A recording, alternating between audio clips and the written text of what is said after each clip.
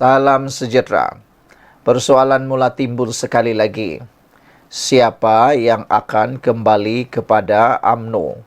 Adakah Khairi Jamaluddin akan kembali kepada UMNO, Hishamuddin Tun Husin akan aktif semula kepada UMNO, dan yang terkini Muhammad Mustafa Mohamed, bekas ahli Bersatu, ahli Parlimen Bersatu, yang telah pun tiba-tiba disedari oleh Muhyiddin sudah bukan ahli Bersatu lagi. Ada ura-ura kata lebih baik Tokpa kembali semula kepada parti UMNO. Dan menurut penganalisis, elak UMNO terus bergelut, tindakan Zahid tepat, terima bekas pemimpin, kata penganalisis. Arif Aizuddin Azlan berkata Zahid Hamidi berjiwa besar apabila sedia menerima bekas pemimpin yang sebelum ini meninggalkan UMNO. Keterbukaan Presiden UMNO Zahid Hamidi menerima bekas pemimpin dan ahli parti boleh meningkatkan imej UMNO yang bergelut mendapat sokongan selepas PRU 15, kata penganalisis. Apa pula pendapat anda semua? Adakah anda juga bersetuju seperti penganalisis politik ini kata, Zahid patut terima dan ambil semula ahli-ahli parti UMNO yang sudah pindah parti ataupun yang dipecat untuk kembali semula? Arif Aizuddin Azlan dari Universiti Teknologi Mara berkata, pendekatan Zahid juga sebagai usaha merapatkan kembali syaf dalam UMNO yang retak sebelum ini, sehingga ramai pemimpin lama digugurkan dan beralih kepada Perikatan Nasional PN. Keterbukaan Zahid ini ingin meyakinkan orang ramai dan penyokong bahwa parti itu bersifat jiwa besar dan bersedia bekerjasama dengan mereka yang boleh mengembalikan kemenangan kepada UMNO. Ini beri rangsangan dan daya baharu kepada ketampakan imej UMNO di mana agenda penyatuan dalaman itu mula direncanakan katanya kepada FMT. Seterusnya dapat beri fokus usaha tarik sokongan pengundi dan penyokong akar umbi. Selasa lalu, Zahid berkata, UMNO sentiasa terbuka untuk menerima mana-mana bekas ahli termasuk bekas Menteri Hal Ehwal Ekonomi Mustafa Mohamed yang juga bekas ahli Majlis Kerja Tertinggi MKT parti itu. Tanpa menyebut Mustafa secara khusus, Zahid berkata bahawa bekas ahli UMNO yang bercadang untuk menyertai semula parti itu mesti terlebih dahulu mendapat kelulusan lembaga disiplin dan biro politik parti. Minggu lalu, Presiden Bersatu Muhyiddin Yassin berkata, beliau tidak tahu Mustafa telah keluar parti selepas bersara daripada politik. Sehingga ada netizen kata, inikah Presiden Parti Bersatu sehingga ahli sendiri yang berpengaruh pun dia tak tahu keluar parti. Tidak hairanlah, kata netizen, bagaimana 6 ahli parlimen Bersatu boleh menyokong Anwar Ibrahim kerana benda ni pun Muhyiddin tak tahu, kata mereka lagi. Inikah kualiti kepimpinan Muhyiddin, kata netizen, merujuk kepada jawapan dia pun tak tahu Mustafa telah keluar parti selepas bersara daripada politik. Yang ini memang paling tepatlah apabila netizen kata inikah kualiti kepimpinan Presiden Parti Bersatu. Ahli yang telah keluar parti pun dia tak tahu, kata mereka. Pandangan Arif juga dikongsi Rusdi Omar dari Universiti Utara Malaysia yang menyifatkan tindakan itu tepat sebagai persediaan awal menghadapi PRU 16, memandangkan ramai bekas ahli UMNO mempunyai pengaruh tersendiri. Pengaruh bekas ahli boleh membantu dalam persiapan UMNO menghadapi PRU 16 dan juga PRK sekiranya ada, kata mereka lagi. Bagaimanapun, kena ingat selepas bekerjasama kembali, UMNO tak boleh lagi pecah banyak kumpulan. Mereka perlu bersama pucuk pimpinan dalam menghadapi senario politik masa kini. Perlu setia, kata mereka lagi. Satu isu lagi yang patut kita rungkai secara sederhana hari ini ataupun ringkas ialah kekuatan Zahid Hamidi sendiri. Memang ramai orang tak suka Zahid, tapi ada satu perkara yang orang patut kagum, iaitu ketekalan dan juga ketegasan Zahid Hamidi. Satu ketekalan ialah sejak UMNO dalam pergolakan dahulu sampai sekarang, satu-satunya pemimpin UMNO yang tak pernah berganjak, berani lawan, berani bertahan, meskipun hampir-hampir dipenjarakan, hampir-hampir didakwa, tapi sudah mendapat pelepasan, Zahid Hamidi. Dia adalah pemimpin UMNO yang bertahan di kala UMNO dilanda gelombang paling besar dalam sejarah politik Malaysia.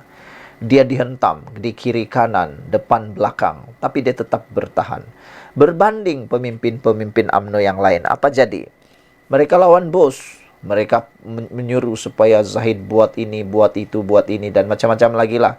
Sehingga ada juga orang-orang politik daripada musuh politik UMNO berusaha juga nak mahu mengharamkan UMNO, membubarkan UMNO, dan macam-macam lah tindakan-tindakan yang mahu menenggelamkan UMNO. Tapi apa Zahid buat? Dia tetap bertahan. Dialah yang berjuang untuk UMNO. Jadi kredit untuk Zahid lah kan. Dia tak pernah berputus asa untuk cuba menyelamatkan UMNO. Jadi suara-suara yang disumbang di luar sana yang kata Zahid patut dipecat lah, digantikan dengan yang barulah. Tahukah anda bahwa kalau Zahid ikut cakap orang dulu, UMNO sudah tiada, sudah terkubur selama-lamanya. Tapi kerana Zahid ikut apa yang betul, tapi tidak popular, sekarang UMNO kembali sudah bangkit sedikit demi sedikit. Tindakan Zahid yang paling tepat pada pandangan saya ialah apabila membawa UMNO menyertai kerajaan perpaduan kerajaan Madani ini. Apabila UMNO menyahut seruan Ketua Duli Yang Maha Mulia di Pertuan Agong untuk bersama dalam kerajaan perpaduan. Akhirnya sekarang mereka menikmati yang namanya saat-saat pemulihan UMNO. Sedikit demi sedikit rakyat mula melupakan adegan gelap dalam UMNO dan mula mempercayai kepimpinan UMNO semula. Sedikit demi sedikit UMNO bangkit semula. Dan dapat dilihat sekarang peranan Parti Bersatu untuk cuba menggantikan UMNO dalam pentas politik Malaysia kini kian hari kian malap.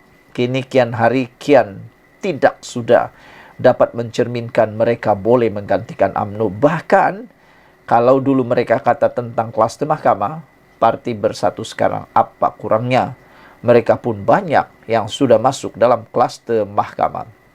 Jadi mereka tak boleh guna lagi lah isu kluster mahkamah nih, sebab mereka pun sudah masuk dalam geng seangkatan sekapal dengan kluster mahkamah. Jadi apa pendapat kamu semua? Patutkah Zahid menerima semula pemimpin-pemimpin UMNO yang telah meninggalkan UMNO, dipecat atau sebagainya untuk menjadikan UMNO hidup semula? Kalau pada pendapat saya, ada kebaikannya Zahid mengembalikan, ambil semula pemimpin-pemimpin itu, dan seperti nasihat daripada penganalisis politik ini akan memberi rangsangan dan daya baharu kepada ketampakan imej UMNO di mana agenda penyatuan dalaman mula direncanakan dan mereka haruslah setia dalam UMNO dan tidak lagi berpuak-puak dalam kumpulan. Kena ingat, selepas bekerja sama kembali dengan UMNO, UMNO tak boleh lagi berpecah banyak kumpulan. Mereka perlu bersama pucuk pimpinan dalam menghadapi senario politik masa kini dan paling penting perlu setia. Bye-bye. Salam sejahtera. Jawapan terbaik Menteri Keuangan 2 ini kepada Razi Jidin membuatkan Razi Jidin terkedu, tak mampu lagi bercakap, jadi bisu beberapa menit mungkin. Dan inilah jawapan yang paling profesional. Tiada isu kena emosi, tiada campuran mahu merendah-rendahkan orang, tiada campuran mahu memperbodoh-bodohkan orang, apalagi nak memalukan orang. Jawapannya mudah difahami, jawapannya memang profesional. Dengarlah baik-baik. Ini jawapan Menteri Keuangan 2 ini.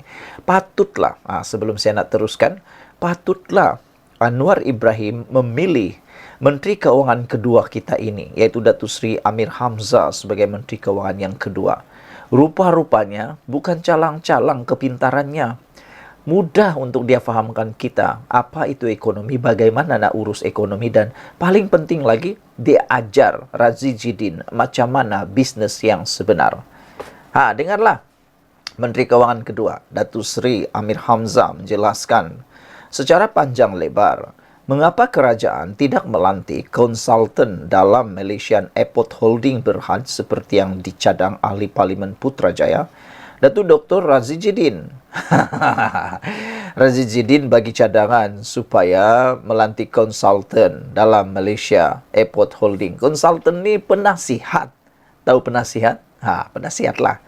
Tapi kita pun memang pernah dengar pemimpin-pemimpin Perikatan Nasional ni memang jago kalau memberi cadangan.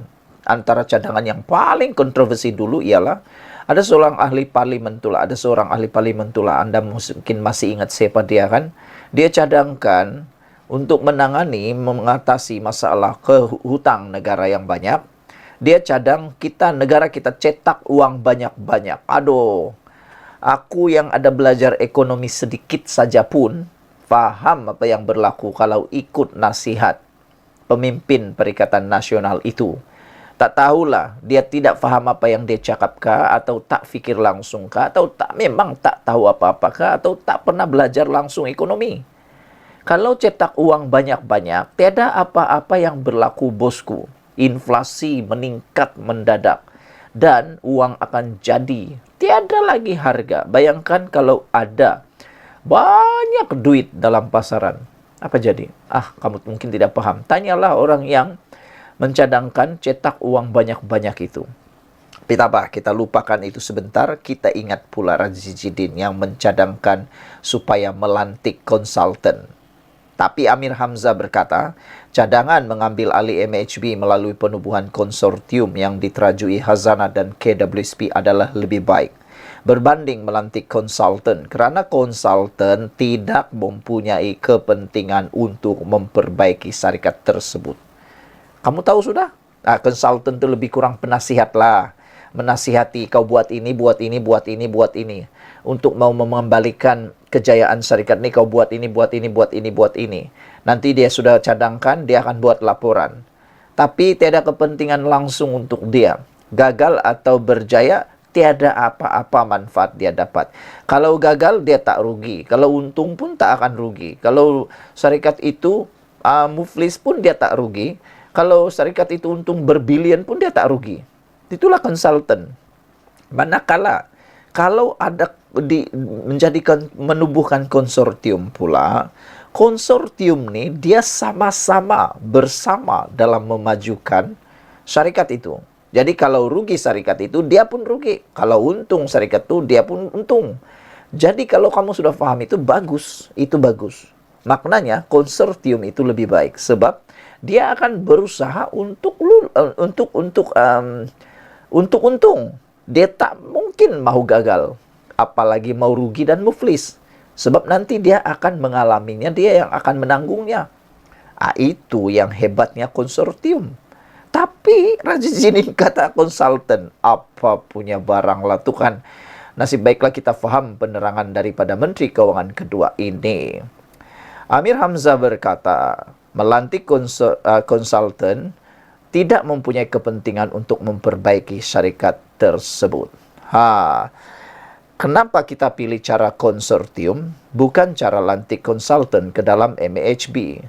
Semua pun faham. Bila ada partnership yang diwujudkan, tiap-tiap orang yang melabur dalam perkongsian itu akan berusaha sebaik mungkin untuk memperbaiki syarikat itu, kata Amir Hamzah. Bila ada konsultan, dia hanya memerhati dan menyiapkan laporannya, tapi tak ada stake in the game. Kalau orang tu melabur 30%, takkanlah dia kata, tak apalah. Kalau tak buat duit, tak buat duit lah. Begitulah konsultan. Dia tak ada kepentingan untuk bersungguh-sungguh jaga. Ujar Amir Hamzah dalam penerangan di Kamar Khas Parlimen semalam. Mengenai pembabitan Global Infrastructure Partners (GIP) yang menjadi kontroversi kerana dikaitkan dengan firma BlackRock milik Israel, Amir Hamzah berkata, penglibatan GIP hanya sebagai pelabur dan rakan teknikal. Jelasnya lagi, mereka hanya berperanan untuk memberi khidmat nasihat dan berkongsi kepakaran mereka dalam meningkatkan tahap kecekapan lapangan terbang. Kerajaan juga jelasnya akan terus memegang saham khas atau golden share dalam MHB. Situasi itu, kata Amir Hamzah, membawa maksud bahawa hanya kerajaan yang mempunyai kuasa untuk melantik pengerusi dan pengarah urusan MHB yang kedua-duanya mesti warga negara Malaysia. JIP juga menyatakan kesediaan untuk menjadi pemegang saham minoriti MHB selain bersedia melepaskan pegangan dalam tempoh yang singkat. Pemilihan GIP daripada beratus syarikat yang dinilai juga berasaskan kriteria ketat termasuk kesediaan menerima warga negara Malaysia sebagai pengurusi dan pengarah urusan MHB. Justru itu katanya, dengan tertubuhnya konsortium ini, pembaharuan kepada lapangan terbang negara dapat dilaksanakan dengan kadar yang segera. Keperluan pelaburan MHB yang dianggarkan berjumlah 10 bilion ringgit untuk tempoh 5 tahun dapat disegerakan. Dengan mengambil kira kedudukan kewangan kukuh ahli konsortium, katanya. Beliau berkata, MHB hanya membelanjakan sekitar 1,4 bilion ringgit untuk 39 lapangan terbang dalam tempoh 5 tahun lepas berbanding 6,6 bilion oleh Thailand dan Singapura melabur RM12 bilion ringgit. Jadi saudara-saudara sekalian, ini adalah penerangan yang paling mudah difahami. Hanya orang-orang yang buta hati sahaja, hatinya hitam saja yang tak boleh faham penerangan ini. Jadi, terima kasih Anwar Ibrahim kerana melantik Menteri Keuangan kedua Datuk Seri Amir Hamzah yang sangat bijaksana ini. Ikuti terus ulasan. Selepas ini tinggalkan komen kamu.